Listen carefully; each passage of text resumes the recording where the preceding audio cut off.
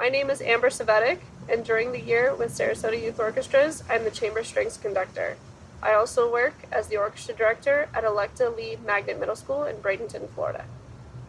I am Susan Heinz. I conduct symphonic strings at Sarasota Orchestra Youth Program, and I also teach at Venice Middle School Orchestra. And we are here to answer a very big question. We're going to talk today about habit building. Have you ever felt like there are things that are really important to you in your lifetime, but you feel like you're not very good at doing them as often as you wish you would? For example, I know I need to practice to get better, but sometimes I just don't want to. Sometimes you don't want to. I get distracted. I'm distracted, or you run out of time, you didn't plan effectively. There's so many things that could go wrong. So many things. And there's a lot of things that affect one habit. For example, if I'm super dehydrated and I haven't been drinking water all day, I'm going to have a headache, and I'm not going to feel good, and I'm not going to want to practice. So one habit can affect many others in your life as well. So let's talk about building habits. Building habits. There are some really neat techniques out there. One of them that we have discovered is a strange name. It's called the WOOP technique. Whoop, whoop, whoop. Obviously, it's an acronym, and we're going to go through what it stands for. This was a technique formulated by Gabrielle Oettingen, and she has been researching effective habit building for decades. And there's a science-based research that she has finally come up with a plan for building effective habits that last. Oh, thank goodness. I know, right? My life, I feel like sometimes is a mess because I love all these things, and yet I find that I don't do these things. I know. So thank goodness for this woman. It's a good thing. So the first thing is you got to come up with a goal. You got to identify what do you want. And it has to be really something that you want, right? Not something silly that doesn't actually matter. I want $1 million. Right, like come on. Let's be real here. What about I want to drink more water every day? That is very obtainable. I feel like that could be done. So that's my wish. Okay. Right? I'm gonna come up with a wish. I want to practice more. And that's what the W and the WOOP stands for, right? Wish? W stands for wish. You can think about this every day, or you can think about it several times a day. What is your wish? It can be a long-term wish. It can be a little wish. It can be any size wish at all. So come up with your wish. That's the basic first step. Perfect. Step number 2. What's the outcome of that wish? So your wish was to... I want to drink more water. Okay, so the outcome of the wish is that you drink more water and you feel healthier and you feel hydrated and you feel a little bit more ready to go. No headaches to get in my way. I feel hydrated, which, helps in organ function and, hunger and eating things I don't want to eat simply because I'm hydrated. Drinking water, good thing. For my wish, practicing more, my outcome is I am going to sound good. My playing is going to improve. I will get more enjoyment out of my music. My outcome is better performance. Cool. That's a good goal. Thank you. So we've got wish. W is wish. Whoop. Whoop. O is outcome, but there's another O. This is the important one. This is the important one. The second O stands for obstacle. Those don't exist. When I want to do something, I'll just make it work. I don't have to. What's an obstacle? Practice 8 hours a day? No problem, right? I eat that for breakfast. So obstacles happen. We all know them. With your drinking water, what gets in your way? Oh, I forget. I know. I get busy, and I'll be teaching, or I'll be making breakfast, and I'll be so busy with my day. I realize it's 3:00 in the afternoon. I have a big old headache, and I just forgot to drink water. With practicing, I get distracted. Sue, you remind me of like a squirrel. Squirrel. It happens. I'm always, my kids walk in the room and they ask me they need $20 for something, and all of a sudden I'm on a hunt for a $20 bill, and I get distracted, but I want to practice. My wish is I want to practice, but I get distracted. That's your Okay. obstacle. That's my obstacle. All right, so here's where we can overcome that. Cool. The P stands for Plan. Okay, so if we have a plan for those obstacles, guess what? Tell me. We are going to have a better time overcoming. We are going to, yes, we're going to get past those obstacles and we are going to do the things of our dreams. Is it really that simple though? It definitely can be, helps. right? It can be that simple. Okay, so with water drinking, what's your plan? My plan is, I'm going to fill up, I want to drink 100 ounces. That's my wish. I want to drink more water, and specifically I want to drink 100 ounces. So I'm going to get a lot of 4. ounces. It is, I know. I have a very high goal because I'm a very ambitious water drinker. So I am. So we have to have these goals. Think big, kid. Okay. I'm going to grab 4 different water bottles, and I'm going to measure them out as 25 ounces each. And I'm going to have time goals. I need to drink this first bottle by 11 a.m. I need to drink the next bottle by 1 p.m. And I have timers, on my phone or around my house, somewhere I can feel them. And then, say by 5 p.m. So you're kind of scheduling this. Yes, exactly. So that way if I get behind, I can just chug it really fast. And then, that way I can at least stay inside of my goal set. That's great. So you're actually putting it into the framework of your day. Right. That's your plan.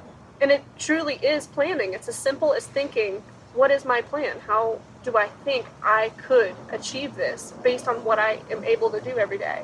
Okay. So how do I plan to overcome my distraction? Well, I think if we put a blindfold over you and then also cover your ears, you won't hear your boys asking you for money.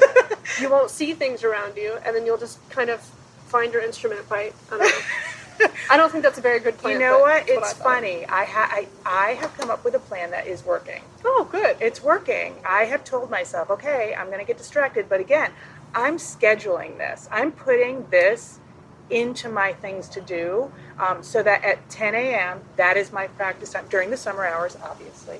During the year, I can't do it at 10 a.m. But I'm putting it at 10 a.m. My timer goes off. And I know at 10 a.m. I am going to open my case. And that I am making myself, I know that there's going to be the feeling, but I want to do this or I have to do this. No, at 10 a.m., that is my time. I'm going to open my case. And even if I don't feel like it, I'm going to make myself play a little bit. Because that's your obstacle, right? Sometimes you get distracted, and then your plan for that obstacle is, I'm just going to open the case. Yeah.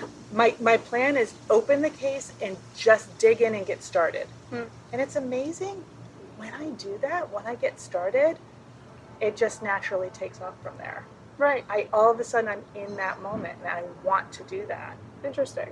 Yeah. It's like when you set yourself up For success. Sometimes it works. It does. It amazing. really does. Sometimes, does your plan not work? Do you find that sometimes you fail? It happens. You? I know, you would think. You were flawless. You know what? I have come to acknowledge failure in life because let's face it, who does not fail?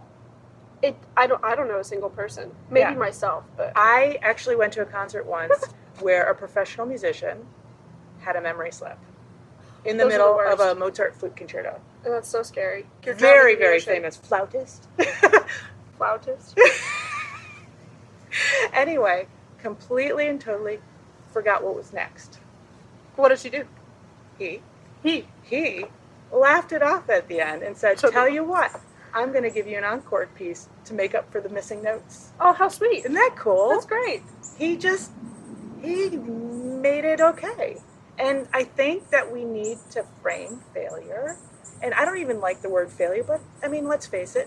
It's accurate. It happens. Sometimes we fall on our face, but we got to get back up. We got to frame it as it's okay. Have you ever failed? Oh, gosh. Probably every hour of my life I fail at something. I know it. But it's interesting because if you've ever failed at something, do you ever find that a week later you learned something from it? And it's actually useful? My biggest failures have been my greatest moments of learning. Absolutely. I mean, you take them and you kind of use what you learned, use the knowledge of what happened, and you try really hard to avoid that, or you try to like get the skills that you need to get past and not have that happen again. Right. And sometimes it does, and that's okay. Right. And, those failures end up becoming those building blocks. So aren't they kind of necessary for actually being better or something? I feel like failures are the path to success. And I think we have to start thinking of mistakes or failures in that way. Right. In fact, there's a special cartoon that we'll show you that illustrates that perfectly. Some people, when they make those mistakes, they get weighted down by it, and they start to get into that spiral of, I'm horrible, I can't get better, this is just who I am, this is how I play. By it. You're consumed by it, you're weighted down by it. Whereas other people, when they make those mistakes, they're like, it's okay, I'm moving on, I'm going to use that to my benefit, and they just use it as their path to success. Can I tell you an embarrassing story that was a failure? Yeah. I was a sophomore at Florida State University. I'm a violinist, and at Florida State there's 3 violin studios. Yeah. The professors had this great idea to do a scale jury. They just thought it was so much fun, and this wasn't we all love scales. It's you know what, and this wasn't the real scale jury that you do at the end of the year. It's a practice scale jury you do in the fall, and it's supposed to start to kickstart your scale practicing to make sure you're super prepared. This was my nightmare. Like, really? I have to play scales in front of my peers, grad students, another professor that I don't know that's not my professor? Because you know what it's like playing scales. If you mess something up, everybody around you knows exactly what you're doing wrong. Scales are very exposed. Very exposed. If you do something wrong, it's black and white, it's right or wrong. So I'm in this scale jury, I'm a sophomore, have horrible performance anxiety this day. I'm just... Bow shaking? My bow is shaking. I feel nauseous. Like, I don't even want to stand up. Did you drink enough water that day? I don't even want to go there. I probably had too much coffee, which also hurt that Jittery. too. Yeah. It's, if only I knew. So I'm performing, and I was given a really easy key. It was D major, 3 octave, right? So I have to start with the scale, and then I have to do all the different arpeggios, which was like new to me. I'm a sophomore, so these new arpeggios are not super great yet. The Carl Flesch book? Yes, Carl Flesch, thank you. Flesch. And I'm performing, and I'm in the middle of the scale, and it's very meditative, and I'm performing, and I'm trying to focus on my sound quality, and I just stop. What note am I on? I don't know. And I giggle, and I look up at the professor, Professor Stillwell, who's staring at me because she has to give me a grade. And in front of all these grad students and my studio mates, I say, what key am I in? And it doesn't seem that silly, but imagine yourself in front of all of your peers saying, what key am I in? Were you horrified? I was horrified. I honestly never thought that I would get over it. I was like, maybe I should just quit music school now. So did you spiral? Oh, I spiraled for about a month. I honestly thought, maybe I can't do this. Yeah. And then, we've all had those moments. Absolutely. That moment where you get deflated and you're like, I don't know that this is for me. Right. But you didn't quit. I didn't. And later on, it actually helped me because I realized, why did I get lost in that scale? And it helped me to understand the patterns in scales that I can really lock onto. Yeah. So that I know once I hit this note, or once I shift, and once I hit this position, I know exactly where I'm going and where I've been. Okay. So there's no way to get lost. So you did something really interesting. You identified the obstacle, and you realized that you had to come up with something to overcome that, and then you started studying those patterns. I was thinking about... You were practicing flutist. smart. I was. And I was thinking about the flutist, and in his memory slip, I bet you he was thinking about lunch. I know. It's probably like, I love mac and cheese. Our minds wander. It's probably something that simple. Yeah. And, my professor used to ask me that question. If someone had a memory slip, he would say, what were you thinking about? And they would say something dumb. Yeah. Like, I was thinking about my coffee this morning. Yeah. Or that mind person just does that cut in front of us, and we wait a minute, that was my spot. Right. Why does our mind wander so much? Well, I think we talked about this. We're kind of like squirrels on the inside. Yeah, we are. We're just like all the time, like food, water, what? Ah! Yeah. And we see things that we, sometimes in my house, I can't do anything if I see laundry out. Yeah. I gotta fold, I gotta get it done. I understand that completely. Yeah, it's weird. So we have to kind of come up with a way to manage that. Okay, so let's quickly summarize what WOOP stands for. Remember that W stands for wish, the first O is for outcome, the second O is for obstacle, and P stands for make a plan. Okay, now it's your turn. What is your wish? Might it be to have better productive practice time? If that's the case, what would the outcome be? It could possibly be you feel better prepared for rehearsals or lessons. What is your obstacle? Is it video games? Is it your phone? Do you get stuck on Instagram? If that's the case, what's a good plan for overcoming that? Come up with your own. Could it be you turn off the distractions for a few minutes to really focus on a list of goals?